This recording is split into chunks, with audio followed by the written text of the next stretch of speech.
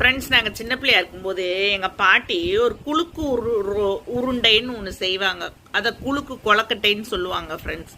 அது என்ன தெரியுமா, அந்த கேப்ப மாவு இருக்கு பாருங்களேன், கேப்ப மாவை நல்லா சுடுதண்ணியில் போட்டு நல்லா பிசைஞ்சு சின்ன சின்ன உருண்டையாக உருட்டி இட்லி சட்டியில் வேக வச்சுருவாங்க ஃப்ரெண்ட்ஸ். அது ஒரு பக்கம் வெந்துக்கிட்டு இருக்கையில இங்கே என்ன செய்வாங்க, கருப்பட்டியை தட்டி பாகு காய்ச்சி அந்த பாகு தண்ணி மாதிரி வர்றதுக்கு, அதாவது நம்ம இப்போ குலோப்ஜான் செய்யறதுக்காக ஒரு பதம் கொண்டு வருவோம் பாருங்களேன், அந்த பதம் வர்ற வரைக்கும் வச்சிருந்துட்டு இந்த வெந்ததை என்ன செய்வாங்க, அதில் கொட்டிடுவாங்க, அந்த பாகுல கொட்டிடுவாங்க.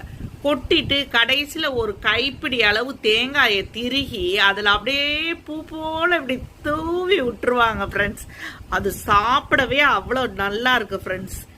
நீங்க சாப்பிட்ருக்கீங்களா? சாப்பிட்டீங்கன்னா எனக்கு சொல்லுங்க ஃப்ரெண்ட்ஸ். Thank you friends. நான் ஒரு நாள் அது செஞ்சு உங்களுக்கு டெமோ காட்டுறேன் ஃப்ரெண்ட்ஸ். இது பேரு தான் குலுக்கு உருண்டை, குலுக்கு கொழுக்கட்டை அப்படின்னு சொல்லுவாங்க ஃப்ரெண்ட்ஸ். தேங்க்யூ.